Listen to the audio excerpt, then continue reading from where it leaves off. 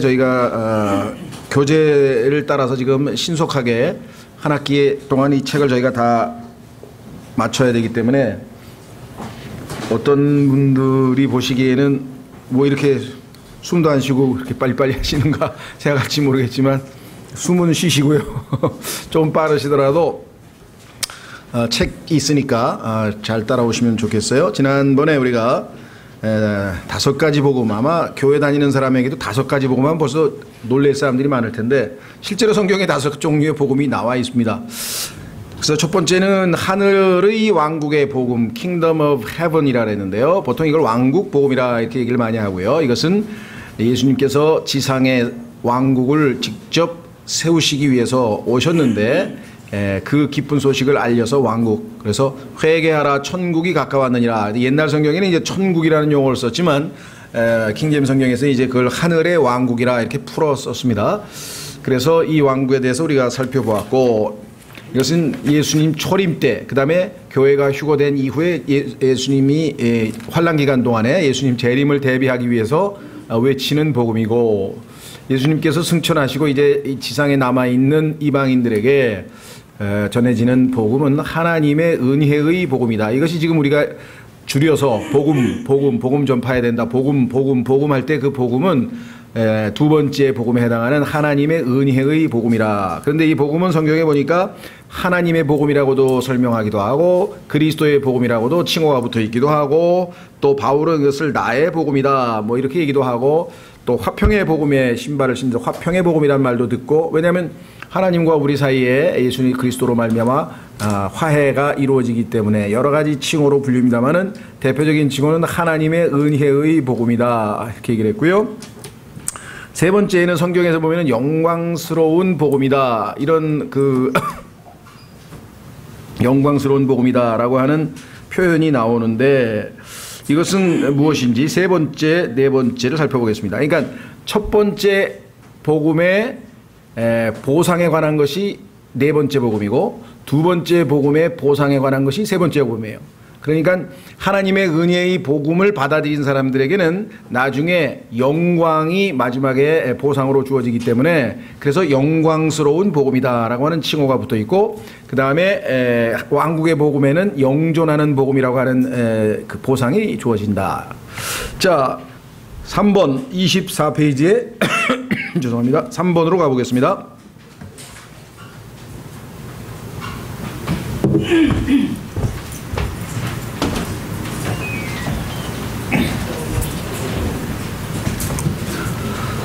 자, 24페이지의 3번 영광스러운 복음.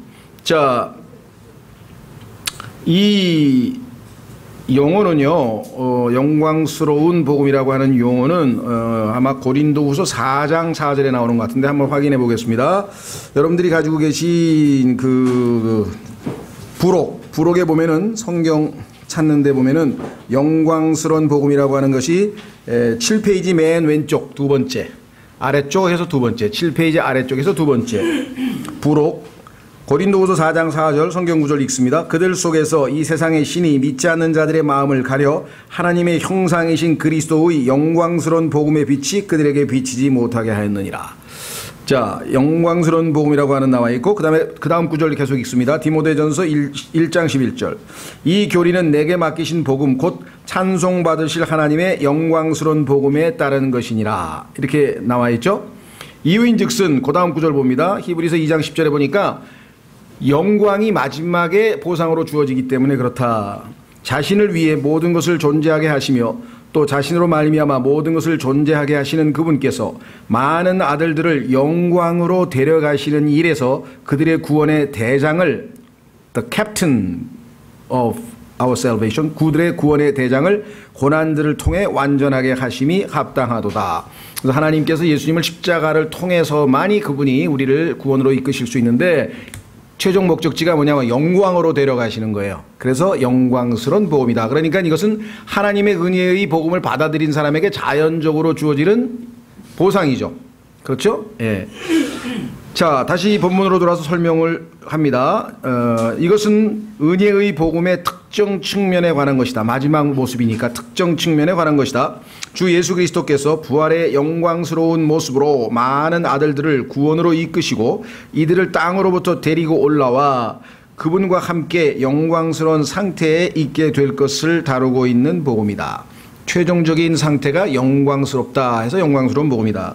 그러니까 영광스러운 복음이란 은혜의 복음을 믿은 자들을 기다리고 있는 축복과 보상에 대한 복된 소식인 셈이다. 이해가 되시죠? 예. 자, 로마서 3장 23절에 그 유명한 구절이 있죠. 하나님 모든 사람이 죄를 지었으므로 하나님의 영광에 이르지 못하더니. 그러니까 죄인 하면은 하나님의 영광으로부터 멀리 떨어져 있는 상태잖아요. 그런데 예수 그리스도로 말미암아 영광으로 데려간다 그랬으니까 왜? 죄 문제가 해결됐기 때문에 이제는 우리를 영광으로 데리고 가는데 아무런 문제가 안 되죠. 아까는 죄를 지었으므로 하나님의 영광에서 이르지 못한다 그랬는데 이번에는 죄 문제가 예수님으로 말미암아 해결됐으니까 우리를 영광으로 데려가는 데 있어서 아무런 문제가 없다는 것이죠. 예, 그래서 항상 하나님께서는 우리하고 차원이 다르셔요. 보통 인간이 성경을 썼다면 모든 사람이 죄를 범하였으므로 뭐 심판을 당하리라 하던가 아니면 지옥의 형벌을 받게 되리니 뭐 이렇게 썼을 것 같아요. 왜? 인간의 머릿속에는 뭐가 떠오릅니까? 죄와 벌. 죄하면 벌이죠. 죄하면 벌 받는다는 생각이 떠오르지 죄하면 영광이 떠오릅니까? 그건 인간이 아니지. 인간 중에서 제일 똑똑하다는 사람도 소설의 이름에다 죄와 벌이라고 써놨잖아요. 그런데 하나님은 죄와 벌이 아니야. 왜? 죄하면 하나님은 우리를 벌 주시려고 그런 분이 아니셔요. 왜? 함께 하나님이 나눠줄 영광을 상실해버린 인간에 대한 긍휼과 측은함이 계신 거예요. 그래서 하나님께서 아담을 부르시는 거예요. 아담아, 네가 어디 있느냐? 너는 나와 함께 영광을 누릴 함께 거해야 할 네가 죄를 짓고 나의 영광으로부터 멀어져서 숨어버리는 그 비참한 처지에 놓이게 됐느냐. 그래서 하나님께서 그 측은한 지심으로 불쌍히 긍휼히 여기셔서 가죽옷을 입혀주셨는데 사람들은 잘못 생각하면 죄하면은 벌 또는 잡으러 와서 어떻게 심판 뭐 이런 게 떠오르니까 잘못 하나님을 소개하면 이 검사 고소자 잡으러 오시는 뭐 이런 식의 하나님을 소개하니까 야, 나 그런 하나님 싫다. 정말 엉터리 싫어. 하나님 무서워. 막 이래가지고 지옥이 없는 안 무서운 하나님을 한번 만들어 보자. 그게 소위 말하면 러더포드하고 이 러셀이라고 하는 여호와의 증인의 창시자가 그런 엉터리 같은 종교를 만들어낸 이유는 교회에서 하나님을 잘못 소개했기 때문이다 이 말이에요. 왜 지옥 심판 벌 주시는 하나님만 디립다 얘기를 하니까 겁이 나가지고 지옥 없는 종교를 내가 만들고 말리라. 이거 만들었잖아요 지금. 얼마나 많은 사람들을 지옥 없는 종교를 만들어서 지옥으로 데려갑니까 지금. 얼마나 역설이에요. 지옥 없는 종교를 만들어서 이 땅에서는 지옥의 공포에서 심리적으로 좀 안정될지 모르지만 마지막 가는 게 지옥이잖아요. 잘못된 복음을 전하니까. 하나님에 대해서 오해하시면 안 돼요. 하나님은 모든 사람이 죄를 지었으므로 하나님의 영광에 이르지 못하더니 그 영광에 다시 데려가려면 어떻게 돼요? 아들을 생명으로 내어줘서 아들이 죄값을 치러야만 된다는 얘기. 그 일을 하셔서 그 복음이 영광스러운 복음이 된다. 은혜의 복음의 아주 마지막 모습이 영광스러운 복음이다. 네 번째. 뭐 이거 가지고 한 장 없이 할 수도 있겠지만 우리가 정말 컴팩트 디스크라 그러나요? 약간 압축해서 일단 종말론을 개요를 잡기 위해서 조금 신속하게 갑니다. 네 번째, 영존하는 복음, everlasting gospel. 이것은 이 세상의 마지막 심판이 다가왔다는 좋은 소식이다. 드디어 환란이 끝나고 그 고난이 끝나고 그 고통이 끝나고 드디어 이제 평강의 왕이신 예수님이 오시는구나. 그 얘기예요 지금. 자, 그래서 그 성경 구절을 찾습니다. 7페이지 위에서 두 번째 성경 구절은 여러분들이 부록에서 빨리빨리 찾으셔서 확인해서 읽으십니다. 14장 계시록 14장 6절 7절. 또 내가 보니 다른 천사가 하늘 한가운데로 날아가는데 그가 땅에 거하는 자들 곧 모든 민족과 족속과 언어와 백성에게 선포할 영존하는 복음을 가졌더라. 근데 이 복음은요 환란, 다시 말하면 교회가 휴거된 다음에 야곱의 고난 7년 환란 동안에 전파하는 복음인데, 요즘에 길에 가면은 영원한 복음을 믿으세요 하고 막 엄청나게 전파하고 다녀요. 또 그런 짓을 안 하기 위해서 우리가 지금 성경 공부를, 그리고 거기에 미혹되지 않기 위해서 성경을 공부하는 거죠. 그 사람들이 이제 옛날 성경이니까 영존하는 그렇게 안 하고, 우리는 eternal 하면 영원한, everlasting 하면 영존하는, 이렇게 해서 좀 구분해서 번역을 했는데, 자, 그래서 옛날 성경에는 영원한 복음이라고 돼 있어서 그거를 지금 이 시대에 믿으라 그러면 그건 완전히 갈라디아서 1장 말씀대로 저주를 받아야 됩니다. 왜냐하면 지금은 하나님의 은혜의 복음 이외의 다른 복음을 전하면 천사라 할지라도 저주를 받는다고 갈라디아서 1장에서 하나님이 경고를 하셨기 때문이죠. 자, 성경 구절 계속 읽습니다. 그가 큰 음성으로 이르되 하나님을 두려워하고 그분께 영광을 돌리라. 영존하는 복음의 핵심은 딱 하나예요. 하나님을 두려워하라 이거야. 왜? 곧 오시니까. 하나님을 두려워해라. 왜? 심판이 임한다 이거야. 엄청난 심판이 임한다 이거야. 아마겟돈의 심판이 임한다 이거야. 하나님을 두려워하고 그분께 영광을 돌리라. 그분의 심판의 시간이 이르렀으니 하늘과 땅과 바다와 물들의 근원들을 만드신 분께 경배하라. 왜? 이 당시에 있는 사람들이 다 용에게 경배하고 있는 상황이거든요. 지금 용에게 경배하지 말고 하나님께 경배하라. 그래야 너희가 이 영존하는 복음의 혜택을 누리리라. 이렇게 지금 말씀하고 있죠. 자, 그래서 다시 돌아옵니다. 이것은 이 세상의 마지막 심판이 다가왔다는 좋은 소식이다. 이 복음은 주 예수 그리스도께서 이 땅에 다시 오시기 직전에 천사들이 선포하는 복음이다. 천사들이 선포하라 그랬는데 왜 인간인데도 왜 교회 시대에 막 요즘에 전하나요? 법을 어기고 막 질서를 어기고 하나님의 말대로 안 하고 제멋대로 하는 것들이 지금 이 시대의 불법의 시대의 모습이죠. 자, 25페이지. 이 복음에는 야곱의 고난이 곧 끝나게 되고 왕께서 오신다는 선언이 포함되어 있다. 오래전에 약속하셨으나 이스라엘의 불신으로 인해 제껴놓아졌던 그 왕국. 2000년 전에 오셔서 세월호 왔는데 백성들이 거부해서 왕을 거부해야 하는 바람에 2000년간 연기되었던 그 왕국이 드디어 이제 실현되니까 얼마나 아주 극적인 순간이냐. 결국 다시 본문으로 오셔서요. 다시 말해 영존하는 복음이란 왕국 복음을 받아들인 자들을 기다리고 있는 축복과 보상에 대한 좋은 소식인 셈이다. 드디어 이 땅에 왕이 오셔서 왕국을 세우시고 다스리게 되신다. 그게 영존하는 복음입니다. 자, 그러면 이 네 가지 복음의 핵심 요소들을 짧게 요약해보자. 차이. 왕국 복음은요, 예수님이 왕국 복음은 마태복음에만 나와 있다 그랬죠. 왜? 예수님이 유대인의 왕으로 오신 예수님을 위해서 회개하라 천국, 옛날 성경에는 천국, 이것을 우리가 하늘의 왕국인데 하늘의 왕국 복음, 이름이 기니까 축소형으로 만들어서 그냥 왕국 복음 이렇게 썼고요. 그 다음에는 하나님의 은혜의 복음에서 하나님 빼고 일단 은혜의 복음 이렇게 제목을 달았습니다. 자, 왕국 복음의 핵심은 왕의 왕, 왕이 오신다 이게 유대인의 왕. 은혜의 복음은 뭐냐면 구원자가 오신다 이게 구원자, 죄인들을 구원하러 오신다. 차이를 아시겠어요? 그 다음에 두 번째, 이스라엘에 초점이 맞춰져 있다. 유대인의 왕으로 오신다 그랬으니까. 근데 이거는 교회에, 왜? 죄인들이 구원받고 예수 그리스도의 몸된 교회가 되기 때문에. 세 번째, 지상에 세워져요. 이 땅에. 예수님이 직접 예루살렘에서 다스리시는 지상에 세워지지만 은혜의 복음은 하늘에 세워집니다. 구원받은 사람 다 하늘로 올라가죠. 셋째 하늘로 올라가가지고 24장로들이 둥그렇게 둘러앉아서 하나님께 찬양하고 있는 모습이 계시록 4장 5장에 나와 있잖아요. 그 다음에 눈에 보이는 왕국, 실제적인 왕국이니까 그렇죠. 예수님께서 지상에서 예루살렘에서 직접 통치하니까요. 뭐 모르겠어요. 그때도 텔레비전 중계하면 예수님의 연두교서 하실 때 연설하실 때 다 중계방송 할란지 안 할란지 뭐 잘은 모르지만 눈에 직접 보이신다 이 말이에요. 얼마든지. 그래서 이때는 믿음이 필요 없어요. 이때 예수님을 믿으세요 하고 돌아다니는 선지자들은 가짜니까 다 쳐서 죽이라고 성경에 또 경고가 나와 있어요. 엉터리들이니까 속지 말라고. 그런 사람이 또 있어. 이상하게. 예수님이 버젓이 예루살렘에서 직접 눈에 보이는데 믿음은 보이지 않을 때 사용하는 거잖아요. 믿음은 보이지 않는 것에 대한 믿음이라고 성경에 써 있잖아요. 그죠? 믿음은 바라는 것의 실상이요 보이지 않는 것의 증거라 그랬는데 예수님이 눈에 보이는데 왜 예수님을 믿으라 그래? 경배하고 순종하면 되지. 이해가 되시겠어요?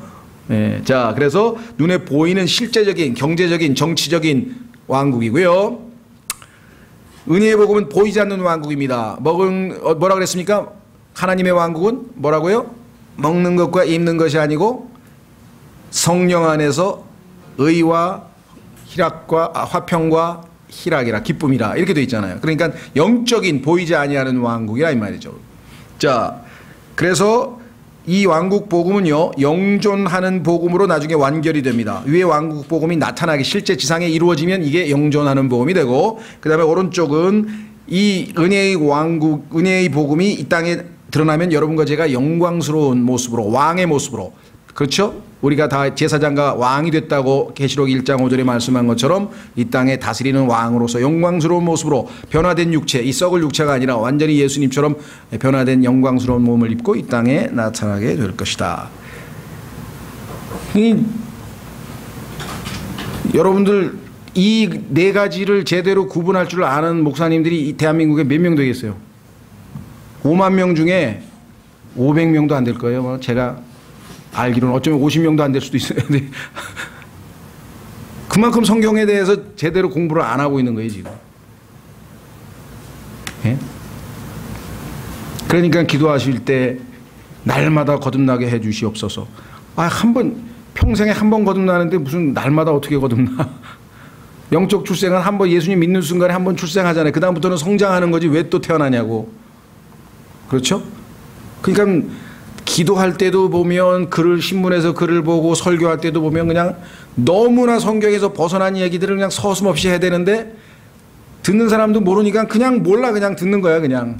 그러면 그 순수한 말씀이 우리에게 오는데 공급이 되긴 되더라도 거기에 몇 마디는 하나님의 말씀이 있어, 순수한 말씀들이. 근데 나머지는 막 뒤섞여 있으니까 이게 영적으로 생각을 해보세요. 순수하게 좋은 영양분의 음식을 먹어야 잘 성장하는데 온갖 불순물이 막 다 들어있고 영양분은 다 빠져있고 막 그런 거 먹으면 이디오피아 아이들처럼 배는 불쑥 튀어나오는데 이게 영양실조 아니에요? 영적으로는. 그렇죠? 예. 이디오피아 아이들 배 튀어나왔죠? 팔이 한 4, 50마리 붙어있죠, 머리에? 예, 북한 아이들도 그 앵벌이야. 이게 지금 이 세상에 있는 주님의 몸된 이 라오디게아 교회 시대의 사람들의 영적인 상태예요, 지금. 근데 그 사람들 도와줄 사람이 몇 안 돼요. 뭐 성경을 안다고 해서 다 도와주는 건 아니지. 겸손의 마음으로 섬기는 마음이 있어야 돕지만 성경 또 어설프게 배우면 또 그냥 정죄나하고 교만해가지고 야 아무것도 모르네 저런 멍청한 사람들 하면서 그러고 있으면 안 되지만 일단은 알아야죠. 일단은. 그렇죠? 옛날에 그 상록수라 그래가지고 그 일제시대 때 그 누굽니까? 신문에 그 소설에 나오는 여선생이 알아야 산다 뭐 외치고 막 그 영화 보면 나오잖아요. 성경에도 나오잖아요. 내 백성이 지식이 없어서 망한다 라고 하는 아모스서 말씀이 오늘날 이 시대에 얼마나 말씀의 기갈이 돼요. 유사. 하나님의 말씀인 것 같은데 실제로는 아닌 것들이 뭐 방송설교고 신문이고 책이고 뭐 신앙서적이고 막 다 뒤덮고 있어서 정확한 말씀이 아니면은 우리에게 영적인 양식으로 흡수돼서 우리에게 성장이 있을 수가 없는 것이죠. 자, 그 다음에 다른 복음 다섯 번째. 실은 다른 복음이 없어요. 이 두 복음을 변질시키는 거죠. 어떤 거냐? 또 다른 복음이란 용어는 갈라디아서 1장, 그다음 고린도후서 11장에 나오는데요. 여기 찾지는 않겠습니다. 그냥 용어가 나와요. 다른 복음이란 용어가 이 두 구절에서 나와요. 참된 복음이 왜곡되거나 어느 한 시대에 해당되는 복음을 다른 시대에 전파하는 것을 말하는 것으로 아까 얘기했죠. 회개하라 천국이 가까웠느니라 하면서 막 서울역 지하철에서 막 떠들고 그러면 그거는 지금 예수님 당시에 전하고 지금은 하나님의 은혜의 복음이고 휴거된 다음에 그분은 휴거가 되고 싶지 않은가 봐. 이제 휴거된 다음에도 계속 전하고 싶으신가 봐. 회개하라 천국이 가까웠다는 얘기는 지금 그때 전할 복음인데 지금 전하면 그게 다른 복음이 되는 것이죠. 자, 그래서 예를 들면 십계명에 순종하고 산상설교에 따라 살아야 새로운 출생을 하게 되고 하늘에 가게 된다고 가르친다면 구원받으려면 율법을 지키십시오. 십계명을 지키십시오. 이렇게 한다면 이거는 또 다른 복음이다. 얘가 왜? 이거는 왕국복음이잖아요. 이는 왕국복음의 요구사항을 왜 하나님의 은혜의 복음에 해당되는 사람에게 전파하냐. 그렇죠? 예. 중학생들에게 해당하는 요구사항을 왜 초등학생에게 요구하냐. 이거나 마찬가지. 대상이 달라지는 거잖아요. 그 다음에 마찬가지 두 번째. 예수 그리스도를 구원자로 신뢰할 때 이 지상에서 풍요를 누리게 되고 예수님을 믿으면 만사형통합니다. 병도 안 걸리지요. 돈도 잘 벌지요. 남편 사업도 잘 되지요. 잘 됩니다. 이렇게 가르치는데 어디서 많이 들어본 복음 같죠? 그런데 문제는 뭐냐. 모든 일에 평안을 얻게 된다고 확신시킨다면 이런 복음을 전하면 이 또한 다른 복음이 됐다 이거야. 왜냐? 하나님께서 지상에서의 물질적인 축복은 왕국 복음에 포함된 내용이에요. 그런데 왜 하나님의 은혜의 복음으로 구원받은 사람에게 왕국 복음의 축복을 얘기하냐 이게. 그러면 그게 맞다면 사도 바울은 예수님을 믿고 난 다음에 밤낮 병들고 밤낮 고생하고 밤낮 이 땅에서는 정말 세상적 기준으로 봐서는 행복이라고 하는 것을 맛보지 못한 채 비참하고 불행하게 살았다면 그럼 어떻게 된 거예요? 바울이 제일 형편없는 그리스도인이 된 건가요? 기준이 달라졌잖아요. 왜? 지금은 영적인 축복이라 해요. Spiritual blessings in heavenly places. 천상에 있는 하늘의 장소에 있는 영적인 복을 우리에게 주셨어요. 그래서 의와 화평과 기쁨과 은혜와 긍휼과 말로 셀 수 없는 모든 축복을 이미 다 주셨는데, 그렇죠?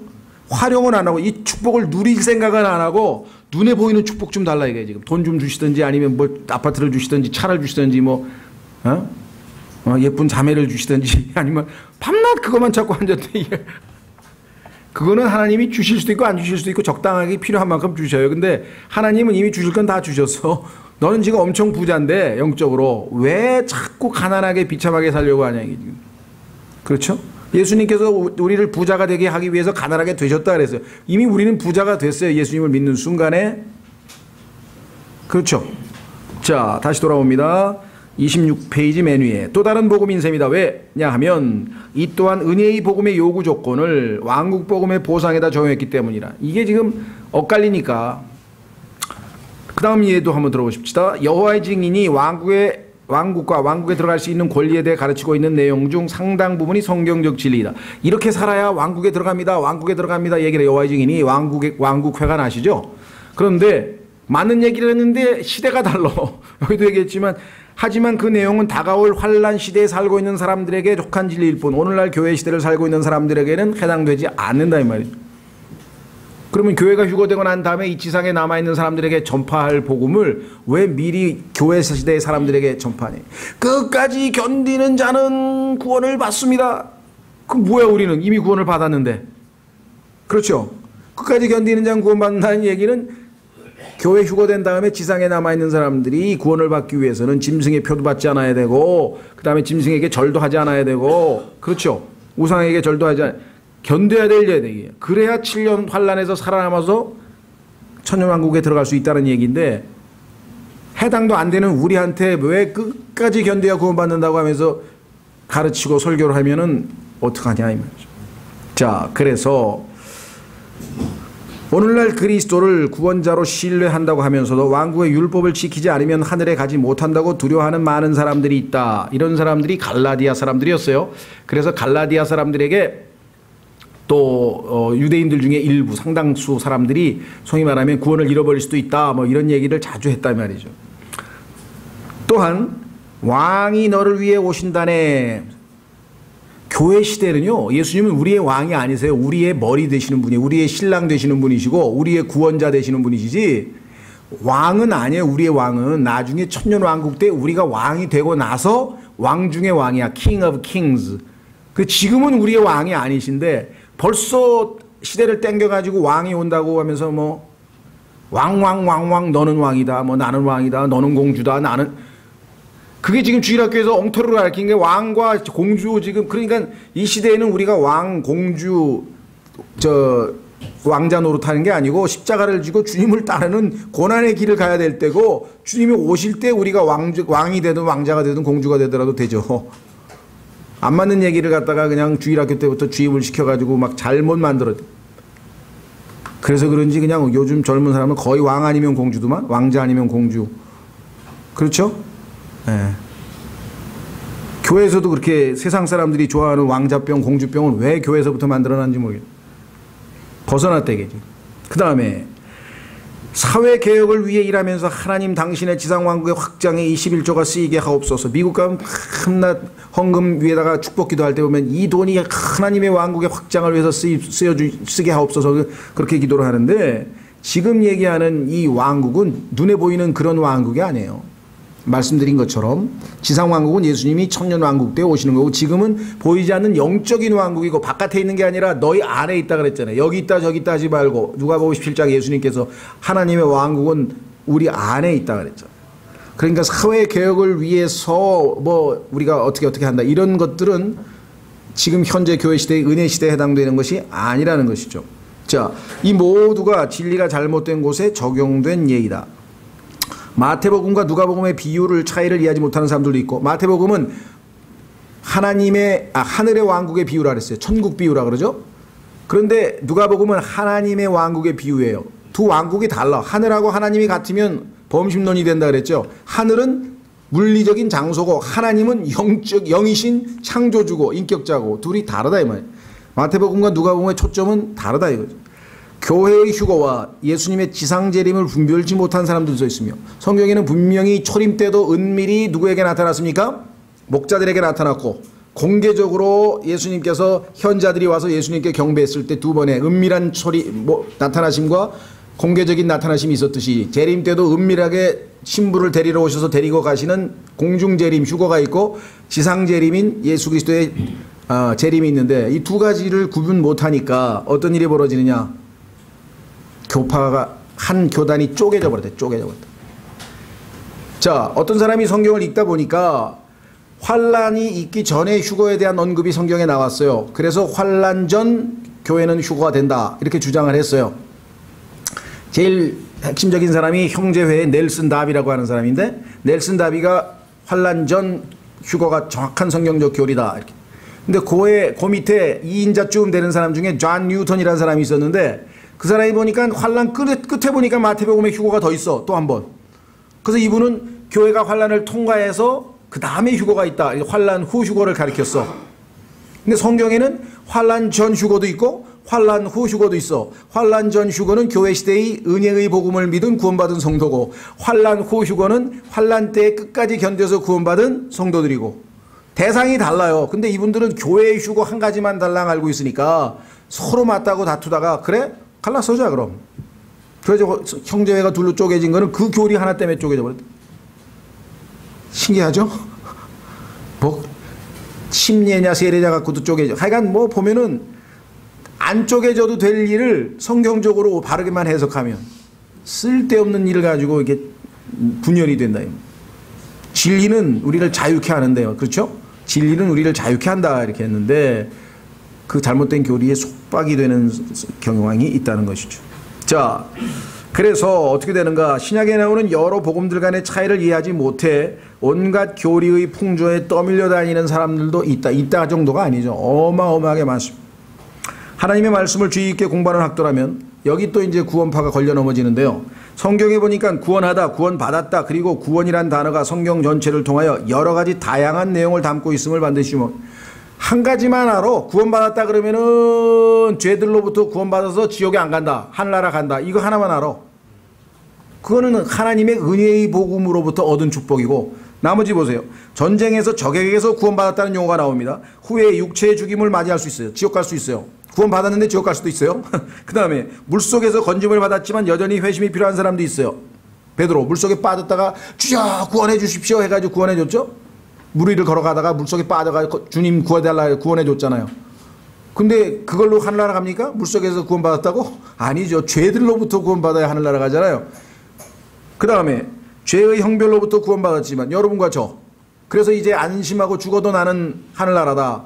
그러니까 어떻게 해야 돼요?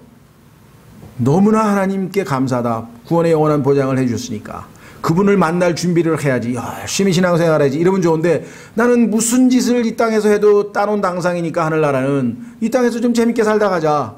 마귀가 그렇게 속삭였더니 오케이 I agree 그랬더니 그냥 온갖 세상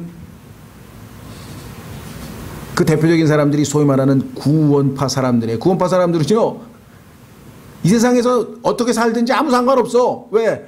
죄 씻음 받았어. 나 하늘나라 가. 그걸로 끝이야. 얼마나 비참해요. 그거는 결과야. 당연히 가는 거야. 그러면 왜? 목적이 뭐냐 이거야.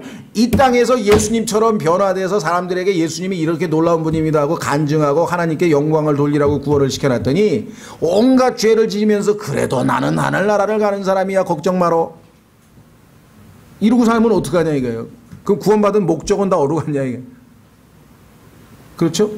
그러니까 하나님께서 과거에는 아나니아와 삽비라 같은 사람은 너는 이 땅에 살아야 될 이유가 없다. 왜? 나한테 영광을 돌리라고 내가 땅에 놨는데 성령을 속이고 하나님을 속이고 그냥 올라오는 게 좋겠다 하고 즉사 부부가 그냥 합동으로 갔는데 그렇죠? 근데 이 땅에서는 요즘에 하나님이 너무 인내를 많이 하시는 것 같아. 왜 이렇게 오래 참으시는 거지? 그렇죠? 자, 그래서 죄의 권능과 다투고 있는 사람, 로마서 7장에 보면은요, 계속 주님을 섬기려고 각오했지만 다시 죄 짓고 각오했지만 다시 죄 짓고 이게 지금 막 악순환을 계속 하잖아요. 8장의 자유, 성령의 법의 지배를 받는 그 삶을 누리는데 물론 훈련이 필요합니다. 그렇죠? 어린애가 기어댕기다가 한 서너 번밖에 안 넘어졌는데 오늘날 버젓이 걸어간다. 그런 애는 없어요. 수십 번은 넘어져야 돼. 여기 들이박든지 뭐 하여간 온갖 하여간 나중에 꼭 힘든 과정을 거쳐서 걷잖아요. 그렇죠? 그런 것처럼 우리도 이 로마서 7장에서 벗어나려면 여러 가지 형태의 시행착오가 필요하고 그렇긴 하지만 그러나 밤낮 90번째 넘어졌으면 91번째는 걸어야 될 거 아니에요. 근데 끝이 없이 계속 넘어지면 어떡하냐. 주님 오시는 바로 전날, 휴거되기 전날까지 넘어져 버리면 어떡하냐. 오늘날 그리스도인의 모습이 지금 그런 것 같아요. 그래서 그러면 의미가 없잖아. 지금 걸어 다니면서 늠름하게 주님이 살아계신다고 간증하고 하나님께 영광을 돌리고 살라고 했는데 그거를 못하고 있으면 안 된다는 것이죠.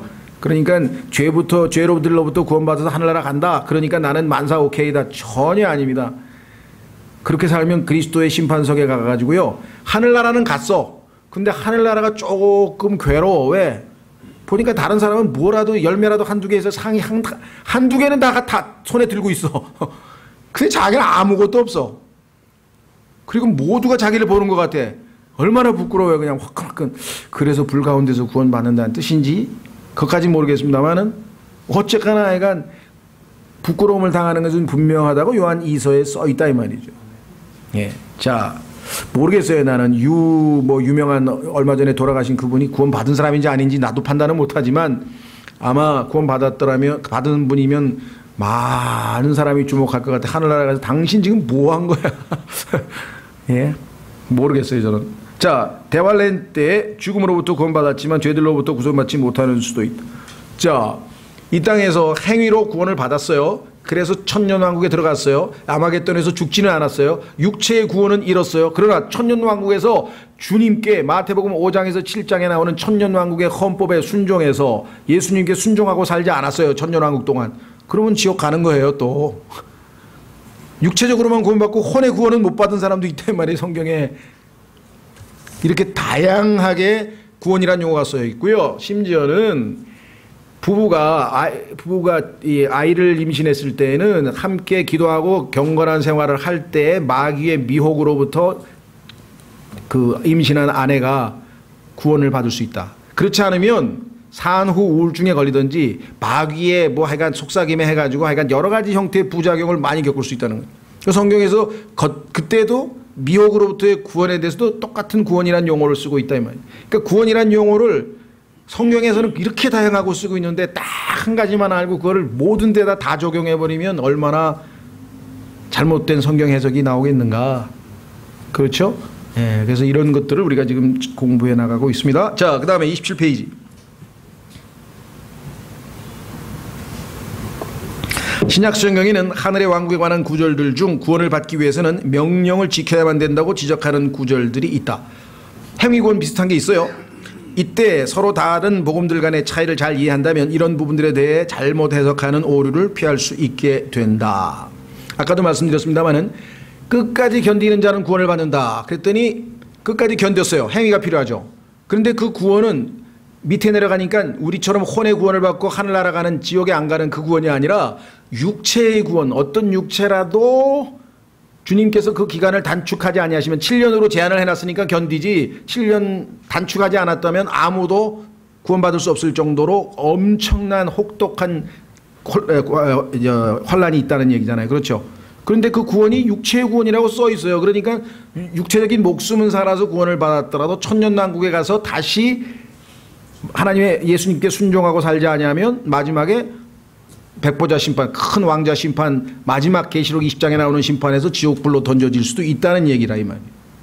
무슨 말이 이해가 되셨죠? 자, 그래서 다른 복음들 간의 차이를 잘 아셔야 되고요. 넷째 줄, 죽음으로부터 구원받아 지상 왕국 안으로 들어가는 내용을 다루고 있는 성경 구절. 이게 지금 제가 말씀드려도 마태복음 24장 13절에 끝까지 견디는 자는 구원을 받는다는 내용인데, 죄로부터 구원받아 하늘의 왕국으로 들어가는 내용을 다루는 성경 구절도 있기. 다르다. 이게 두 가지는 대상이 다르다. 하나님과 함께 영혼을 보내게 될 모든 사람은, 즉 혼의 구원을 받아서 영원토록 살 사람은 한 가지 이유 때문에 뭐냐, 하나님의 은혜의 선물로서 영원한 생명을 받게 되는 것이긴 하다. 그러나 각 시대마다 자신의 믿음의 증거로서 해야 하거나 믿어야 할 것들이 다양하게 제시되고 있음을 잊어서는 안 된다. 노아는요, 하나님께서 말씀하시기를 120년을 기간을 주면서 비를 내려서 심판하신다고 했으니까 믿습니다. 그러면 제가 배를 짓겠습니다. 그러니까 노아가 믿은 내용은 똑같은 방법은 믿음이야. 그러나 그 믿음의 내용은 하나님의 심판의 경고를 믿은 거죠. 말씀의 내용이. 예수 그리스도를 믿고 죄인인 걸 인정하고 예수님을 영접하고 구원받은 게 아니에요. 노아는요. 그렇게 요구를 하지를 않았어요. 그런데 지금 있는 교회 다니는 사람은 창세기부터 이 세상에 있는 모든 사람들이 다 예수님을 믿고 구원받아야 되는데, 그럼 예수님에 대해서 한 번도 안 들어본 사람은? 믿음의 내용이 달라요. 방법은 똑같은 믿음인데 믿음의 대상과 요구사항이 다르다는 거죠. 그걸 구분해야만 우리가 혼돈을 안 일으킨다는 얘기죠.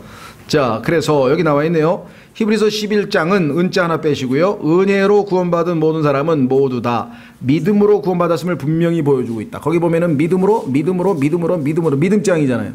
구약, 신약 전부 다 믿음이잖아요. 여기 등장하는 모든 사람들은 각자 하나님의 지시사항에 반응하여 행동했다. 아브라함은 믿음으로 갔다 이거야. 멀리 고향 떠났다 이거야. 그렇죠? 사람마다 다 믿음의 내용이 다르죠. 모세는 자기의 세상적인 특권을 다 버렸다 이거야. 그게 모세의 믿음의 내용이잖아요. 다 다르잖아요. 그렇죠? 예.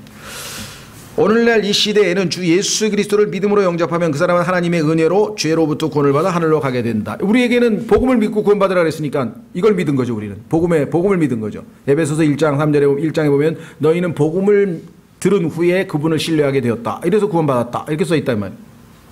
그러나 문제는 환란 시대의 구원은, 우리가 휴거되고 난 다음에 환란 시대의 구원은 민족들이 심판받을 때 아마겟돈에서 적그리스도를 수장으로 해서 수백 개 민족들이 다 유나이티드 네이션스, 유엔의 형태로 다 모여서 예수님을 적대하고 지금 싸우는데, 그때 용광로로부터 건져질 구원으로 심판에서 건져지는데, 이때는 구원받는 방법은 뭐냐, 광야로 도망가서 들키지 않고 숨어 있어야 하고 짐승의 표를 받지 않아야 하면 이 구원을 받는다. 이게 지금 끝까지 견뎌야 된다는 얘기죠.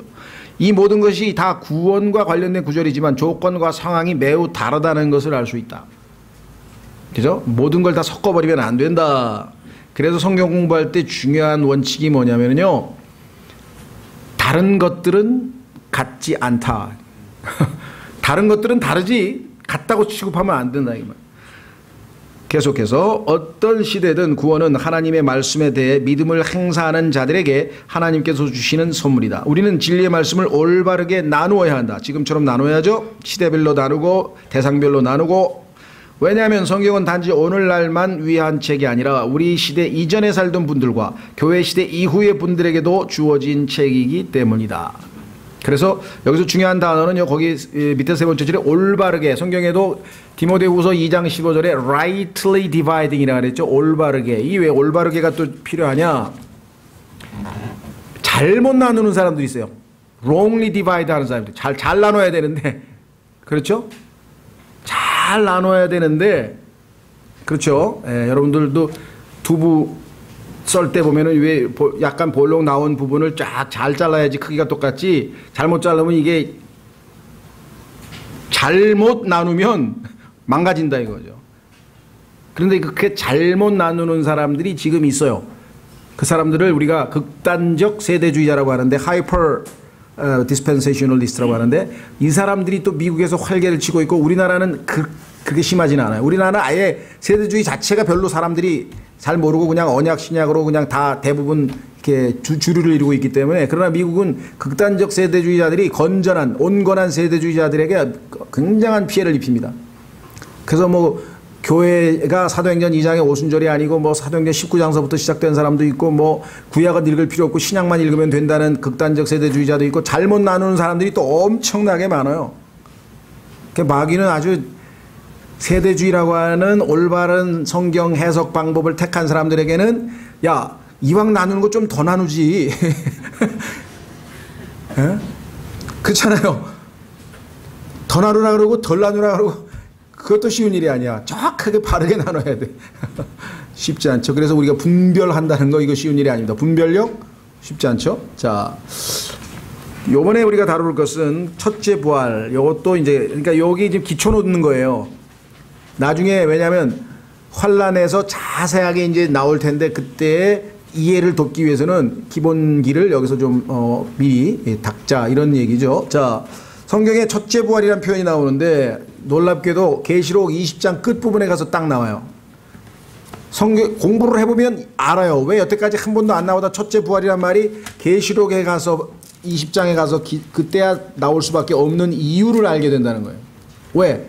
환란 성도가 포함돼야 첫째 부활이 완성되기 때문에 환란 성도가 부활되는 계시록 끝부분에 가야 첫째 부활이라는 용어가 나올 수밖에 없는 거죠. 자, 확인해 보겠습니다.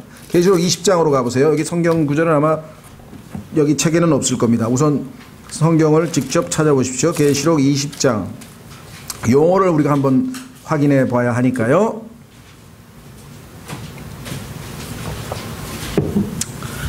계시록 20장 1절 또 내가 보니 한 천사가 바닥 없는 구덩이의 열쇠와 큰 사슬을 손에 들고 하늘로부터 내려와 마귀요 사탄인 그 용 곧 저 옛뱀을 붙잡으니라. 그가 그를 붙잡아 1000년 동안 결박하여.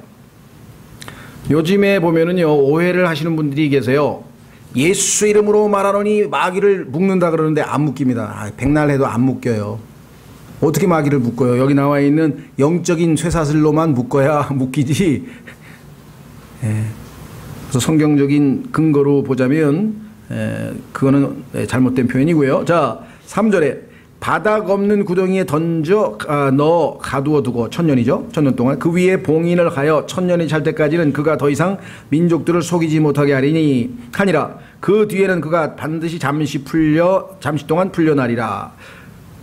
이때 이제 하늘에서 불이 내려와서 심판하는 것이죠. 4절 또 내가 보니 왕좌들과 그것들 위에 앉은 자들이 있는데 그들에게 심판이 맡겨졌더라. 또 내가 보니 예수님의 증언과 하나님의 말씀으로 인하여 목배인 자들의 혼들이 있는데 그들은 짐승과 그의 형상에게 경배하지도 아니하고 자기들의 이마 위에나 손 안에 짐승의 표를 받지도 아니한 자들이라. 이 사람은 우리하고는 아무 상관이 없는 거죠. 둘째 그룹은. 맨 위에 첫째 그룹이 우리고 교회 시대 성도들이고 여기는 지금 환란 시대의 성도들이죠. 그런데 이거를 보고 또 부들부들 떠는 사람이 있어. 큰일 났는데 이거 짐승의 인 받으면 어떡하지? 막 받을 수도 없어요. 왜? 지상에 있지도 않아요. 우리 이미 올라가 있어. 셋째 하늘로 올라가 있다니까 지금. 자, 그들이 살아서 그리스도와 함께 1000년 동안 통치하되 그 나머지 죽은 자들은 그 1000년이 찰 때까지 다시 살지 못하더라. 이것은 첫째 부활이니라. 첫째 부활에 참여하는 자는 복이 있고 거룩하도다. 이유가 뭐예요? 둘째 사망이 그들을 다스릴 권능을 갖지 못하고 도리어 그들이 하나님과 그리스도의 제사장이 되어 1000년 동안 그분과 함께 통치하리라. 1000년 동안 통치할 그룹이 첫째 부활에 동참하는 사람들이니까 둘째 사망의 권위와 아무런 상관이 없으니까 복된 사람들이다 이 말이죠. 자, 그러면 성경을 통해서 이 첫째 부활에 소속된 세 그룹을 우선 한번 확인하고 가도록 하겠습니다. 자, 28페이지 본문으로 갑니다. 우리는 성경은 일관된 논조로 인류에게 무덤을 넘어선 삶, 즉 내세가 있다는 것을 확실하고 분명한 소망을 제공하고 있다. 성경은 그거 분명하죠? 부활에 관한 사상은 성경에서 가장 오래된 책에 이미 알려져 있으며 선언되어져 있다.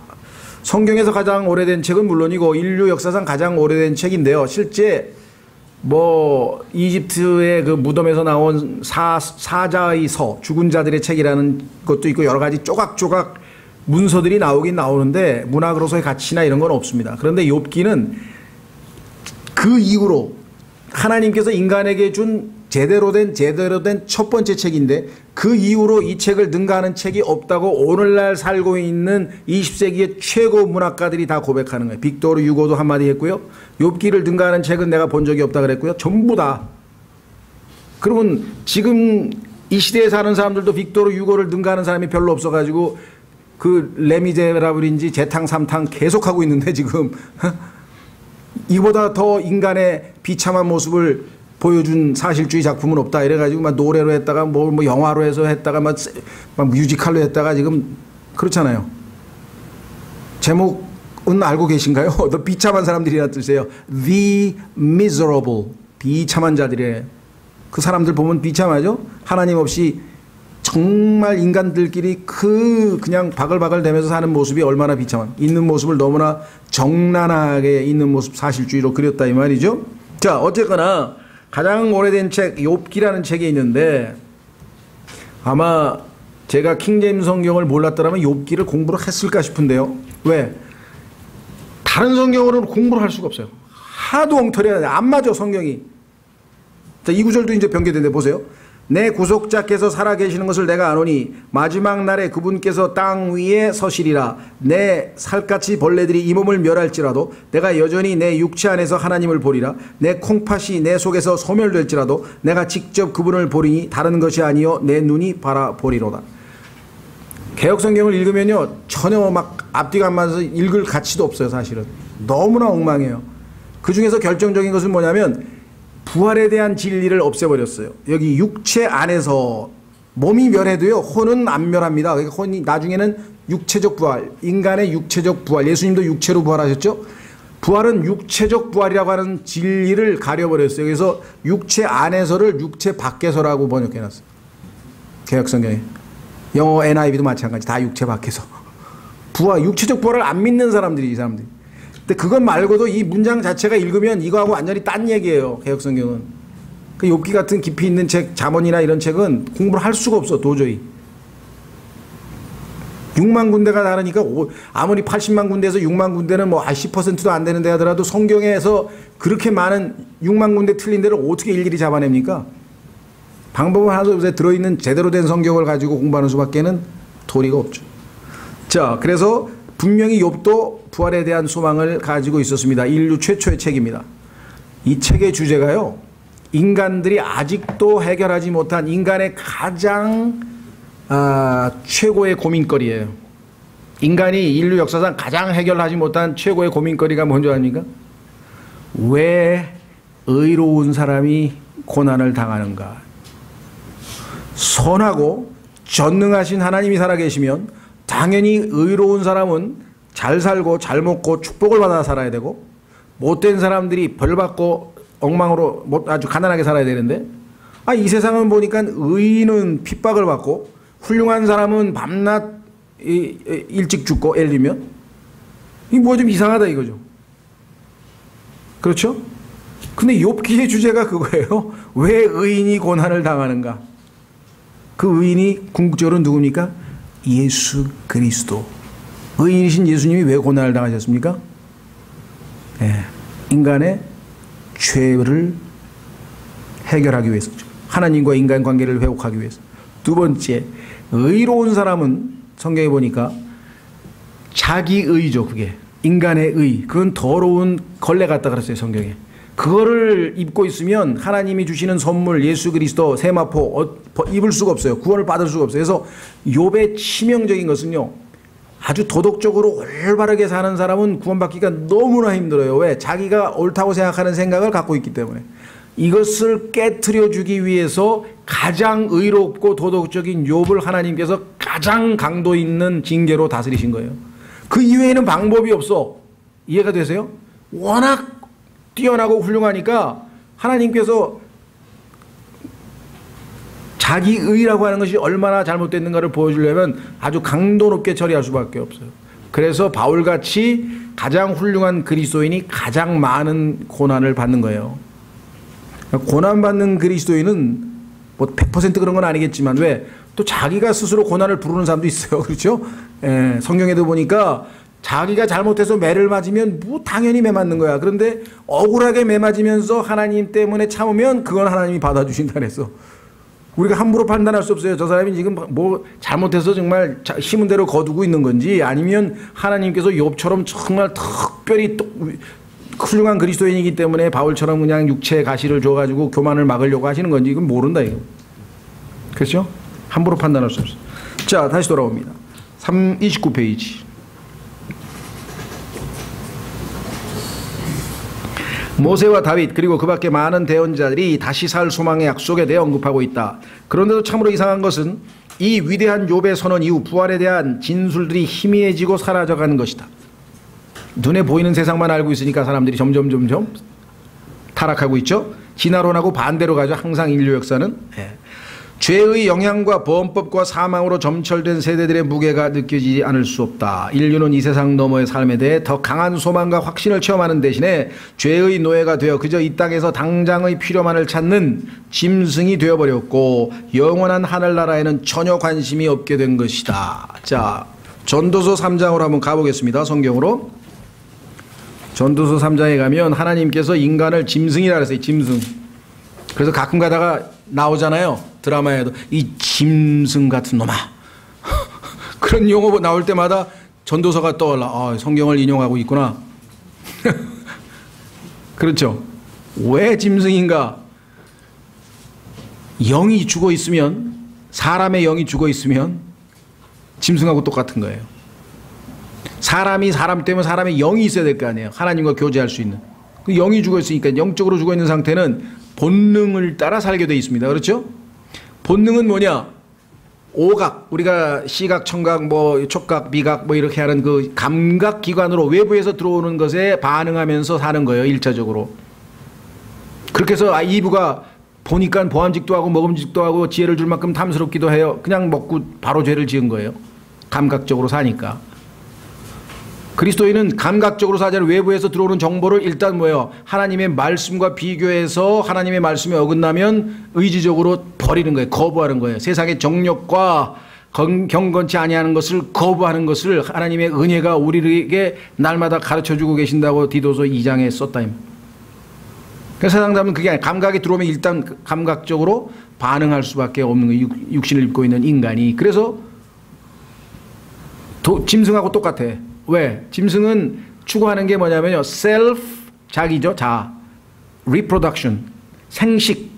죽으니까 후대를 낳아야 될 거 아니에요. 대를 이어야 될 거 아니에요. 그래야 생명이 이어지지. 그렇죠? 예.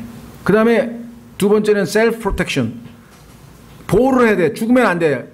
그래서 하여간 위험하거나 자기의 생명을 위협할 때는 항상 스스로를 보호하려고. 그렇죠? 세 번째는 쾌락, 즐거워야 돼요.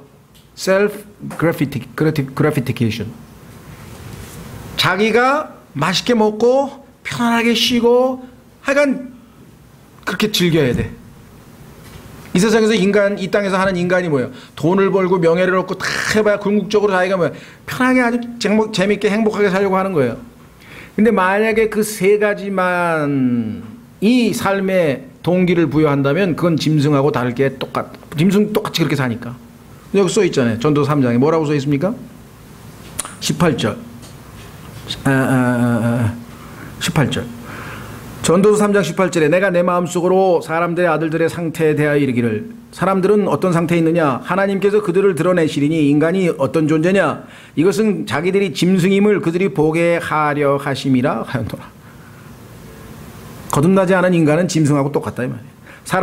사람의 아들들에게 일어나는 것이 짐승들에게 일어나나니 곧 한 가지 일이 그들에게 일어나니라. 인간에게나 짐승에게나 똑같은 일이 일어나는데 뭐냐? 이것이 죽는 것 같이 저것도 죽나니. 죽는 방법이 똑같아. 뭐예요? 숨이 끊어지면 짐승도 죽고 인간도 죽어요. 참으로 그들이 다 한 숨을 가졌도다. 그러니까 이 숨이 끊어지면 똑같이 인간이나 짐승이나 죽지 않냐 이거. 그러므로 사람이 짐승보다 뛰어날 것이 없나니 이는 모든 것이 헛된 것이기 때문이로다. 왜? 숨이 끊어지면 어떻게 됩니까? 20절 모두가 한 곳으로 가나니 모두가 흙에서 나와 모두가 다시 흙으로 돌아가거니 와. 여기 이제 문제가 있네요. 자, 여기까지만 치면 진화론을 주장한 다윈이 아주 위대한 발견을 한 거예요. 아주 대단한 공헌을 세운 건데 문제는 다윈이 신학교를 가려고 준비했다는 사람인데 왜 킹제임 성경 신학원은 안 오고 이상한 데를 가가지고 이것까지만 배우고 이야 인간하고 짐승하고 똑같아 진화론이 맞나봐 왜 그런 쓸데없는 생각을 했냐 마귀가 주는 생각에 그 다음 구절에 답이 있잖아요. 뭐 위로 올라가는 사람의 영과 땅으로 내려가는 짐승의 영을 두고 알리요. 이 두 가지는 달라요. 똑같지가 않아요. 구분을 해야 돼요. 나누어야 돼요. rightly dividing을 해야 된다고. 인간의 인간다움은 인간의 영이고 짐승의 짐승다움은 짐승의 영인데 문제는 인간의 영이 죽어있는 상태, 죄로 말미암아 죽어있는 상태인데 성령이 안에 들어오면 다시 살아난다 그랬잖아요. 거듭난다 그랬잖아요. 다시 태어난다 그랬잖아요. 적어도 인간의 영은 죽어 있어도요 하나님이 숨을 불어넣으신 것이기 때문에 하나님께로 회수돼요. 여기 써 있잖아요. 위로 올라간다. 위로 죽으면. 그렇죠? 예. 근데 짐승은 초월적이지가 않아요. 짐승의 영은 죽으면 그냥 땅으로 밑으로 내려가서 끝이야. 그걸로. 인간과 짐승의 차이는 어마어마한 거예요. 그런데도 짐승하고 인간하고 똑같다고 한 다윈은 정말 하나님을 모독한 거죠. 전혀 달라요. 전혀 달라요. 자, 그래서 3장으로 가보세요. 3장. 3장 지금 찾고 있는데 11절. 3장 11절 보세요. 그분께서 자신의 때에 모든 것을 아름답게 만드셨고 뭐 이건 충분히 이해가 되죠. 하나님이 자신의 때에 모든 것을 아름답게 충분하게 만드셨는데 또 그들의 마음속에 세상을 정하여 두셨으므로 죄를 짓고 나니까 하나님께서 인간에게 세상을 딱 집어넣어 세상. 그럼 사람이 추구하는 건 뭐야? 오직 세상이야. 세상적인 거. 육신의 정욕과 안목의 정욕과 이생의 자랑. 육신의 정욕과 안목의 정욕과 이생의 자랑. 그냥 추구하는 게 그거야. 아무리 고상한 사람부터 아무리 형편없는 사람 같아도 목적은 똑같아. 요 세 가지야. 인간이 추구하는. 그렇죠? 예. 네. 그래서 아무도 하나님께서 만드시는 일을 처음부터 끝까지 알아낼 수 없도다. 하나님의 그 심오한 경륜, 영혼부터 영혼까지 하나님의 계획, 관심이 없어 이런 데는. 그렇죠? 네. 큰 기도원에서 무슨 산상 뭐 축복 집회하면 그냥 수천 명, 수만 명이 모여도 성경 배운다 그러면 한 20명, 여기 30명도 안 왔잖아요, 지금. 그건 별로 안 하는 관심이 없는 거예요. 그런데 이 성경을 어떻게 고쳤는가? 사람들을 아주 어떻게 보면 그럴싸하게 고쳤어요. 한번 들어보세요. 뭐라고 돼 있나? 하나님이 모든 것을 지으시되 때를 따라 아름답게 하셨고 또 사람에게 영원을 사모하는 마음을 주셨느니라. 그러나 하나님의 하시는 일을 시종을 사람으로 측량할 수 없게 하셨도다. 사람에게 영원을 사모하는 마음을 주셨대요. 다른 성경들은. 근데 킹제임 성경에는 세상을 마음에 심어 놓으셨대. 어떤 게 논리적입니까? 인간의 마음에 세상이 들어있어서 하나님이 처음부터 끝까지 하신 일을 전혀 몰라 지금. 왜? 세상이 가려져 가지고. 그런데 영원을 사모하는 마음을 주셨는데 왜 하나님이 영원부터 처음부터 끝까지 하는 하나님의 일은 뭘까? 영원을 사모하는 마음이 있었으면 영생을 얻었을 것이고 영원한 계획을 배웠을 것이고 인간에게 영원을 사모하는 마음이 지금 있습니까? 아 그래도 왜 그 저기 진시황이 안 죽으려고 불로 가져오라 그랬고 보니까 안 죽으려고 그냥 장생 뭐 영생 불로 뭐 그런 얘기 있던데요. 그거는 이 땅에서 더 잘 먹고 더 재밌게 즐기고 오래 살려고 안 죽으려고 발버둥 치는 거지. 그게 무슨 영원을 사모하는 거예요? 영원은 성경에 보니까요. 눈에 보이지 않는 거라 그랬어요. 눈에 보이지 않는. 고린도후서에 보면은. 일시적인 거는 눈에 보이는 거고 영원한 것은 눈에 보이지 않는 거기 때문에 너희는 보이지 않는 영원한 것을 추구하는 사람이라 그랬어요. 그리스도인들을. 가치관이. 거듭나야만 하나님의 경건에 속한 하나님의 성품이 들어와야만 영원하신 하나님은 in eternity 영원에 거하신다 그랬거든요. 영원하신 하나님에 대한 갈망이 생기는 거지 아담의 후손으로 태어나서는요 세상밖에 몰라요. 그렇죠? 영원은 사모하는 마음을 주셨다고 성경을 이렇게 번역을 킹제임 성경에만 유일하게 정확하게 번역되어 있는 거예요. 예? 자 그래서 다시 돌아옵니다. 그래서 영원한 하늘나라에는 관심이 없어요. 사람들이. 영원한 세상에 대해서 야야야야 내일 일도 모르는데 나 내일 당장 굶어 죽을지도 몰라. 먹고 살아야지. 뭔 얘기하냐 너 뜬구름 잡냐? 성경 얘기 영원 얘기 뭐 진리 얘기 그런 얘기 나오면 그냥 세상 물정 모르는 아주 그냥 그런 사람으로 그렇게 하죠. 대부분은. 영원? 야 뭔데 이런 사람 없어요. 그러한 인간을 대표하는 인물이 누구냐? 빌라도예요. 빌라도. 예수, 온 우주를 창조하신 분이 인간의 몸을 입고 떡 나타나서 그 앞에서 이미 수백 건의 기적을 베풀어서 다 알아. 이분이 누구인지 알 텐데, 그 빌라도가 예수님하고 대화를 하면서 예수님께서 내가 이 이유 때문에 이 세상에 왔다. 저 하늘에서 온 이유는 진리에 대하여 증언하러 왔노라. 그랬더니 진리가 뭡니까? 이러면 좋겠죠. 아니야. 진리가 뭔데? 그 밥 먹여주냐? 나가버려서. 오늘날 우리 모습하고 너무나 똑같아요. 여러분이 그나마 모르겠어요. 왜 그렇게 큰 은혜를 받고 긍휼을 얻었는지. 야, 뭔가 그래도 그렇죠. 복음을 듣고 여러분이 예수님을 붙들었다는 것 자체가 기적이에요. 어디 가서 기적 찾지 마시고요. 우리가 영원한 것에 대한 관심을 가졌다는 것 자체가 기적이라니까.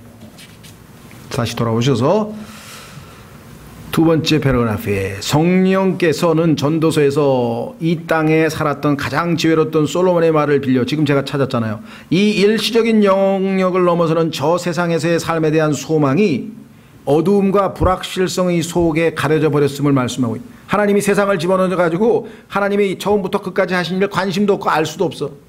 인간은 그냥 육신의 정욕, 안목의 정욕, 이생의 사랑, 뭐 맛있게 먹고 즐기고, 그렇죠? 그 다음에 그냥 좋은 구경 다니고, 안목의 정욕, 좋은 물건 사고, 그 다음에 뭐예요? 국회의원도 빠지도 달고, 저 사람도 괜찮다. 명예도 없고. 그렇죠? 돈 있는 사람은 막판에 뭐예요? 정주영 씨 같이. 돈이면 됐지. 그랬더니 아니야. 이생의 자랑을 좀 느껴야지. 이생의 자랑. 대통령도 좀 해보고 싶다 그랬. 예? 얼마나 인간의 욕망이 하나님께서 세상을 심어놨다는 말이 실감이 나나요? 저는 구원받고 나서 이 구절을 읽고 한번 써봤어요. 제가 성경이 진짜 맞나? 네, 써봤어. 예수님 믿기 전에 내가 마음에 뭔가를 추구했는가 딱 썼어. 쫙 한 30개 제일 중요한 것만. 요건 육신의 정욕, 요거는 안목의 정욕, 요거 육신의 정욕, 안목의 정욕, 이생의 자랑, 난 그래도 내가 봐도 조금 수준이 있었던 것 같아요. 안목의 정욕, 육신의 정욕보다는 이생의 자랑 쪽에 좀 많더라고.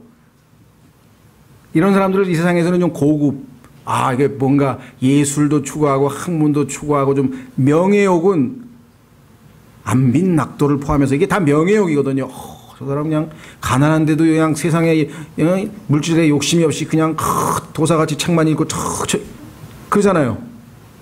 높임 받으려고 하는 그 욕망. 그게 가장 인간이 신이 되고자 하는 욕망이에요. 경배받고자 하는 욕망. 대단하십니다. 이 소리 꼭 듣고 싶다 이 말이에요.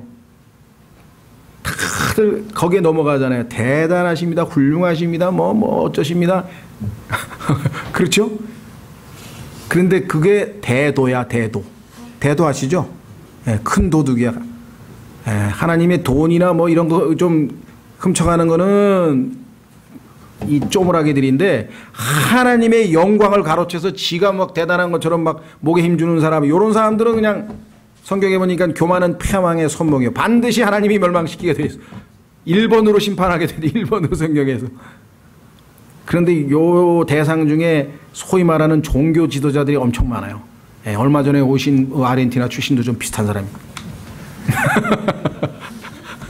자기도 몰라서 그렇지. 그렇죠? 지금 참남하다고 옷을 찢어야 돼요. 베드로는 옷을 찢었다니까. 난 인간인데 왜 내 앞에서 절하냐. 그런데 지금 뭐 홀리 파더, 예수님이 하나님을 향해서 아버지요, 거룩하신 아버지하고 요한복음 17장에 부르신 친구가 홀리 파더인데, 전 세계 카톨릭 신자들이 교황을 보고 홀리 파더라고 불러요. 그 신성 모독을 지금 아나 모르나 모르겠어요. 왜 몰라요? 마귀의 영을 가지고 있기 때문에 그걸 즐기는 거예요. 지금 내가 홀리 파더다 이게 지금. 본인도 모른다니까 지금 도취돼서. 여러분들이 성경을 보면 분별하는 거예요. 왜 성경에서 하나님께서 종교 지도자들에게 Father, 아버지라고 부르지 말라 그랬어요? 지금 카톨릭에서 신부가 영어로 뭐예요? Father. 하나님이 하지 말라는 거 정면으로 하고 있잖아요. 그런데도 그냥 훌륭한 분이라고 막 뭐 함세웅 신부님이 어쩌고 누수 신부님이 어쩌고 그냥 막 가난한 사람을 위해서 막 희생을 하고. 그거 잘못됐다는 거 아니에요. 훌륭하고 휴머니스트로 훌륭한 인간적인 좋은 일을 하셨는데, 그러나 하나님과의 관계에서는 엄청난 신성모독의 죄를 지고 있다는 것을 알고 계시냐, 이 말. 그렇죠? 예. 개신교 지도자들 중에서도 또 뭐 얘기하자면 어마어마하게 많다. 자, 그래 다시 돌아옵니다.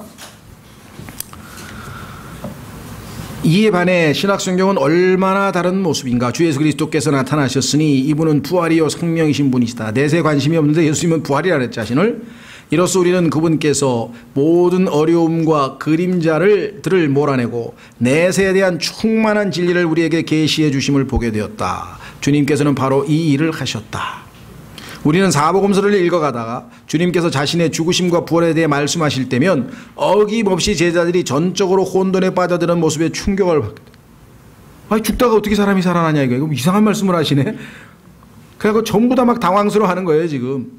그들은 주님께서 무슨 말씀을 하시는지 도무지 깨닫지 못했다. 때로는 중얼대기도 하고 그들끼리 따져보기도 했고 심지어는 그분을 꾸짖기도 했으며 죽기는 왜 죽으세요? 여기서 왕이 되시면 되는데, 기적도 지금 엄청나게 베푸셨는데 무슨 말씀하시냐고 이렇게 했죠, 베드로가. 때로는 그 주제에 대해 주님과 대화를 시도해 보기도 했다. 심지어는요, 그 마리아가 부활 저희도 믿거든요. 구약에 있는 거 어렴풋이 알아요. 부활 믿어요. 그래서 내가 부활이니 하면서 나사로야 일어나고 살리니 그 부활은 안 믿고 죽은 자들로부터 살리시는 건 안 믿고 나중에 가면 언젠가 부활해서 심판 한번 받을 거 아니에요. 그거는 믿는다는 거죠. 그게 성경에서 얘기하는 일반적인 부활인데, 부활도 한두 종류가 아니야. 다르다 이거예요. 그것도 다 나눠야 된다, 제대로. 자, 그래서 그러나 그때마다 그들은 부활의 참된 특징에 대해 전혀 감을 잡고 있지 못했음을 드러내고 말았다. 우리는 하나님께서 우리에게 주신 모든 것을 기뻐해야만 한다. 우리는 영생이라고 하는 복된 소망을 갖고 있을 뿐 아니라 이 영생에 대해 잘 이해하고 있다. 나는 구약의 영웅들보다도 내가 더 지혜롭다고 생각지 않는다. 또한 나는 그들보다 내가 더 거룩하다고 생각하지 않는다. 오히려 나는 하나님께서 기록된 말씀으로 진리를 주신 것과 성령께서 우리 안에 내조하셔서 모든 진리 가운데로 인도하고 계신 것에 대해 하나님께 영광을 돌릴 뿐이다. 그분이 모든 진리 가운데로 인도하고 계시니까 지금 우리가 성경을 공부하고 하나하나 깨닫고 그 깨달음을 통해서 감사하고 이런 것이지, 우리가 무슨 그 구약의 영웅이나 이런 분보다 똑똑해가지고 성경을 지금 알고 있는 것은 아니라는 것이죠. 그렇죠? 예. 자, 아까 그 부활과 관련지어서 우리가 성경에 보면 시간이 없어서 찾질 않는데요. 예, 죽지 아니함이라고 번역된 용어가 하나 나옵니다. immortality라고 나와요. 그러니까 옛날 성경은 아마 그걸 불멸이라고 했던 것 같은데요. 예. 죽지 아니함 에 대한 성경 구절이 성경의 디모데 전서에도 나오고 고린도 여러 군데 나옵니다. 그게 바로 부활과 관련된 표현인데, 그것을 개역 성경에서는 썩지 아니함이라고 아주 일관성 있게 다 뜯어 고쳐놨어요. 죽지 아니함과 썩지 아니함의 차이는 엄청나게 크죠. 예. 죽지 아니함은 오직 하나님께만 있다라고 하는 표현이 자주 등장하고 있다는 거고도, 여러분들이 나중에 immortality, immortal 이런 표현이 나오면 중요한, 아주 이 세상에서 가장 사람들이 갈망하는 게 바로 immortality 아니에요? 그게 바로 하나님이시라는 것을 우리가 성경에서 강조하고 있는데, 그걸 썩지 않은 것으로 바꿔놓은 성경을 읽으면 immortality라는 단어 자체가 사라져버린 거예요, 성경에서. 그렇죠? 자, 정확한 성경을 봐야 할 이유가 있다는 것이죠. 자, 다시 30페이지 셋째 줄. 우리는 어린아이들이 구구단을 알고 미국의 여러 주들의 수도를 알고 있는 것처럼 단순하게 너무나 많은 지식적인 사실을 알고 있다. 그러나 성경을 주의 깊게 읽어보면 하나님의 영의 조명이 없다면 우리가 영적인 것들에 대해 알 수 있는 것은 하나도 없다는 사실을 인정할 수밖에 없다. 우리는 우리의 지식과 지성을 내세운 모든 교만을 회개하고 진리의 계시자께서께 모든 영광을 돌려야만 한다. 성경을 지식적으로 많이 알게 되면 100% 교만해집니다. 그것을 겸손한 마음으로 하나님의 은혜로 소화해내면 오히려 겸손해질 수가 있죠. 그렇죠? 예, 이것이 우리가 조심해야 될 아주 중요한, 많은 사람들이 지식을 배운 다음에 그 지식으로 인해서 오히려 영적 생활은 잘못되어진다는 거예요. 성경에 이미 경고가 나와 있는데. 자, 두 구절 한번 확인해 보겠습니다. 경고, 성경의 경고.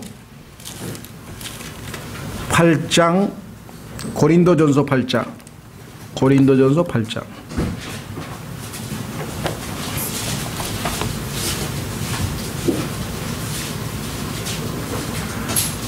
고린도전서 8장 1절. 이제 우상들에게 바친 것들에 관하여는 우리가 다 지식이 있는 줄로 아나니 지식은 우쭐되게 하나 사랑은 세워주느니라. 지식만 있으면 우쭐될 수밖에 없습니다.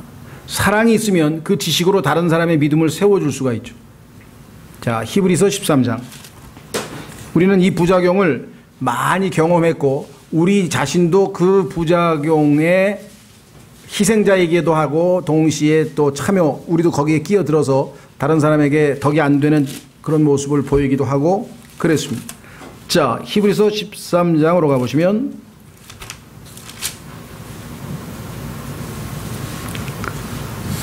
9절, 히브리서 13장 9절. 여러 가지 이상한 교리에 끌려다니지 말라. 은혜로 마음을 굳게 함이 선한 일이요 음식으로 할 것이 아니니 음식에 전념하는 자들에게 음식이 유익을 끼치지 못하였느니라. 자, 음식이 교리를 언급하고 있다는 것은 9절의 앞뒤 문맥에서 금방 알 수 있죠. 성경에서 하나님의 말씀은 빵이요, 하나님의 말씀은 우유요, 하나님의 말씀은 물이요, 하나님의 말씀은 사과요, 하나님의 말씀은 꿀이요, 하나님의 말씀은 고기요, 전부 음식에다 비유했단 말이에요. 그런데 이 음식들이 우리 몸에 소화, 흡수돼서 우리의 몸을 튼튼하게 하려면, 그렇죠? 네. 뭐가 필요해요? 은혜가 우리 마음에 굳게 자리 잡을 때만 가능하다. 여기 써 있잖아요. 음식으로 할 것이 아니요. 그랬잖아요. 은혜로 마음을 굳게 함이 선한 일이요. 지식만 가지고는요, 그렇죠? 절대로 은혜로 우리가 주님을 섬길 수가 없습니다. 그래서 음식에 전념한다. 이 점령한다고 한다는 사실은 용어는 이게 군사 용어인데요. 이게 occupied 하면 점령하는 거예요. 그러니까 마음이 지식에 의해서 점령당하면 교만해질 수밖에 없어요. 마음은 은혜로 굳건해야 돼요. 은혜와 사랑. 아까 얘기했죠? 그래서 여러분과 제가 배운 지식들을 사람들에게 전달할 때에도 항상 사랑의 영으로, 사랑으로 진리를 말하라. 이렇게 돼 있어요. 그게 영적으로 제대로 성숙하고 하나님의 말씀을 소화해낸 사람의 모습이에요. 한번 확인해 보겠습니다. 에베소서 4장 15절. 에베소서 4장 15절.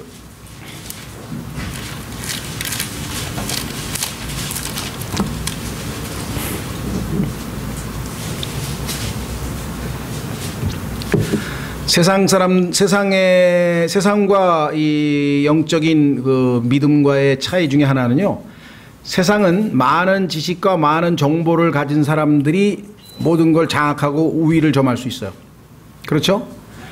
그러나 신앙생활은 정보를 정확하게 알고 가진 사람이 사랑으로 실천할 때, 그리고 본을 보이고 또 제대로 섬길 때만 열매가 나오지, 그렇지 않으면 부작용이 어마어마하게 많습니다.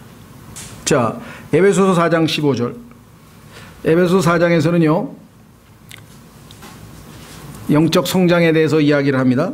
그래서 어린아이가 되지 않는데 어린아이가 아닌, 즉 잘 소화를 해서 하나님의 말씀을 배워서 잘 소화해낸 사람의 특징이 뭐냐. 15절. 오직 사랑 안에서 진리를 말하며.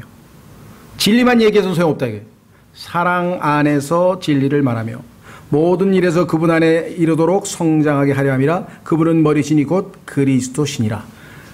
그분으로부터 온몸이 각 부분의 분량 안에서 효력 있는 일에 따라 모든 마디가 공급하는 것에 의해 꼭 맞게 함께 결합되고 들어차서 몸을 자라게 하여 사랑 안에서 스스로를 세우느니라. 교회 안에 여러 지체들이 사랑과 사랑으로 결합돼서 하나님께서 편안하게 거하실 수 있는 영적인 거처로 세워져 가려면 성경만 배워서 되는 게 아니라 그것을 사랑으로 말하고 사랑으로 세워주고 그럴 때만 하나님의 목적이 성취된다. 그 말이죠. 다시 돌아옵니다. 본문으로 30페이지 셋째 패러그래프. 성경의 많은 구절들이 그저 단일한 일반적 부활만을 가르치고 있는 것처럼 보인다. 죽으면 맨 마지막에 한번 살아나서 하나님 앞에서 심판받고 옳은 일 많이 했으면 천당, 죄 많이 졌으면 지옥, 이렇게 단순하게 대부분 생각하고 있다는 거죠. 얼핏 보면 그런 것처럼 보이는 성경 구절들이 있어요. 여기 나와 있는 것처럼. 그러나 성경을 좀 더 자세히 들여다보면 여러 다양한 그룹의 사람들이 죽은 자들로부터 일어난 사건이 있으며 이들 사이에는 시간의 간격이 있음을 알 수 있다. 자, 성경에 보면은요, 죽은 자들의 부활과 죽은 자들로부터의 부활은 1000년의 간격이 있게 된다는 것. 자, 그 밑에 설명이 되어 있죠. 예수님 당시에는 사람들이 죽은 자들의 of the dead, resurrection of the dead, 죽은 자들의 부활에 대한 확고한 믿음을 갖고 있었다. 왜? 구약 성경에 욥기서부터 쭉 부활이 있다는 사실은 믿었는데, 자, 그러나 이들은 죽은 자들로부터 resurrection from the dead, 다른 사람들은 다 죽은 채로 있는데 구원받은 사람만 부활하되 의인의 부활에 대해서는 개념이라는 것을 갖고 있지 않았다. 그래서 마리아가 일반적인 부활 얘기를 했죠.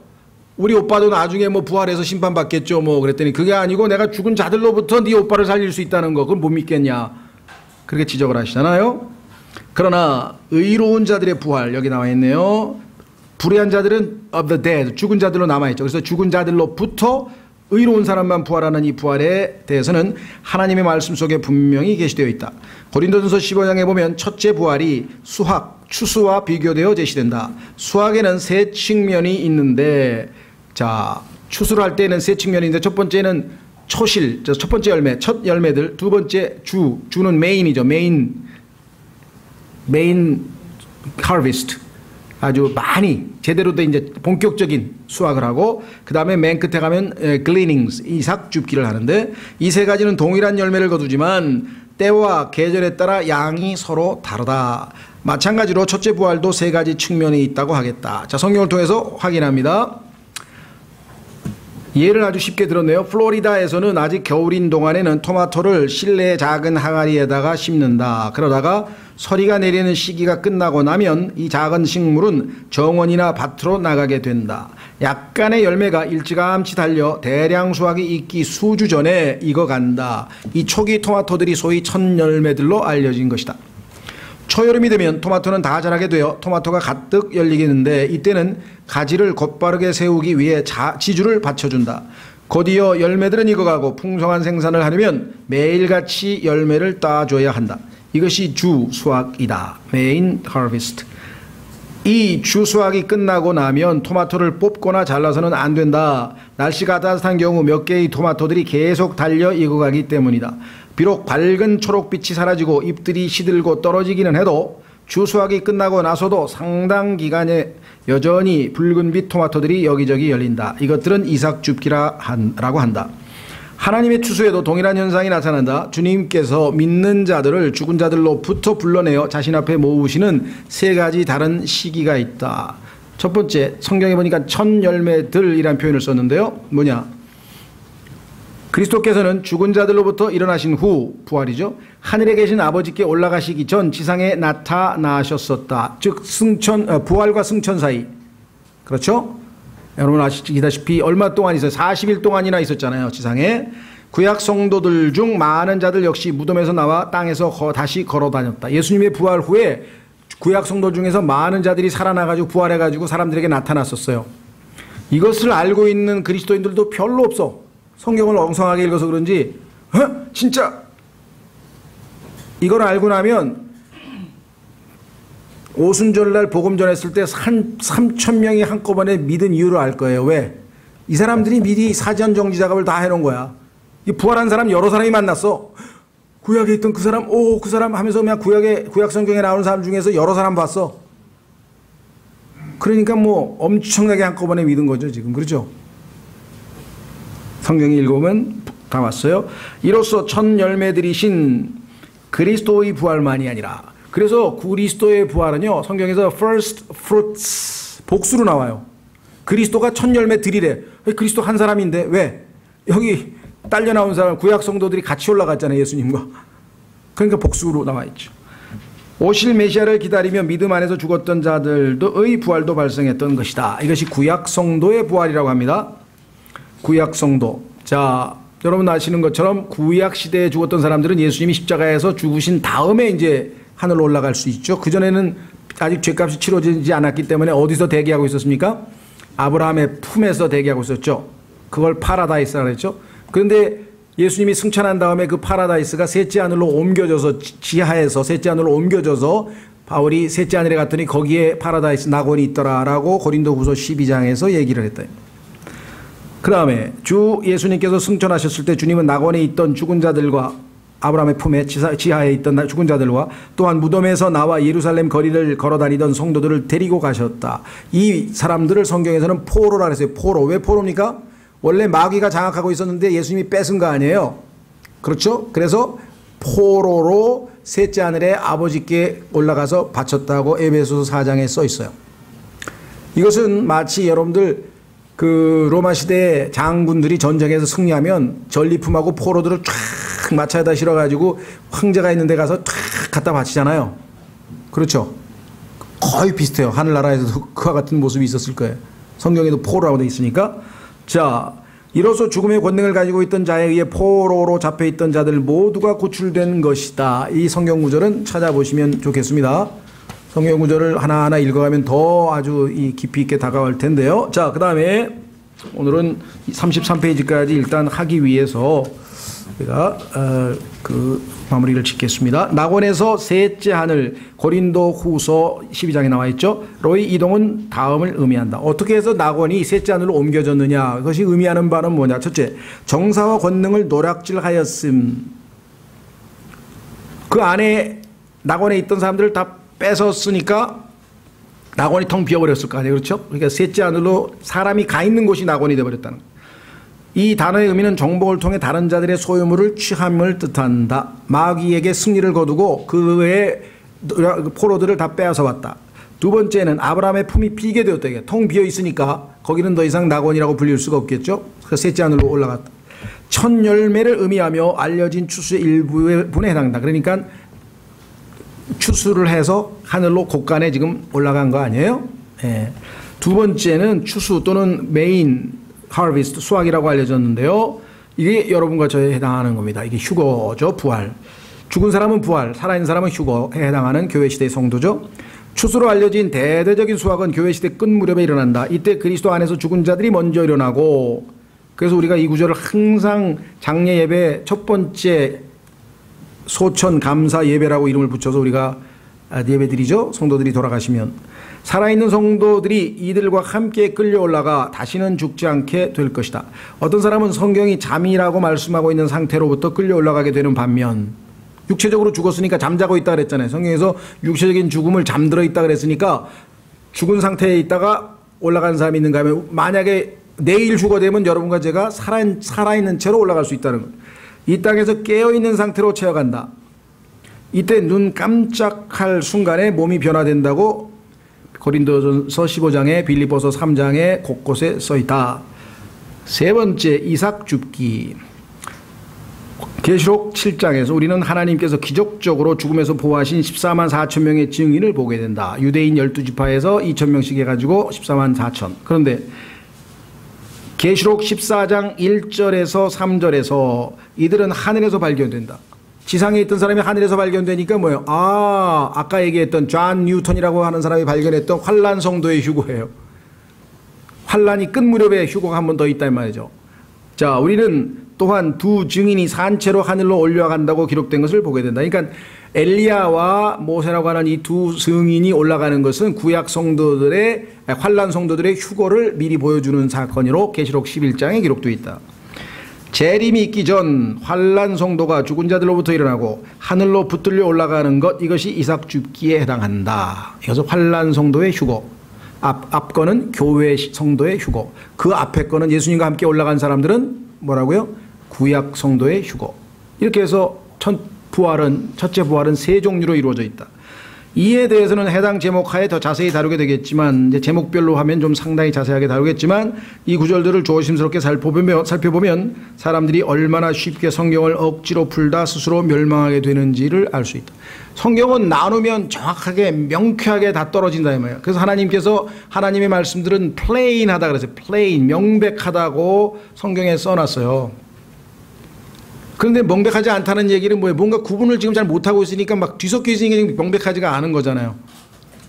탁탁탁탁 나눠놓으면 명백해지죠. 그렇죠? 예를 들면 휴거는 환란 전인가 후인가?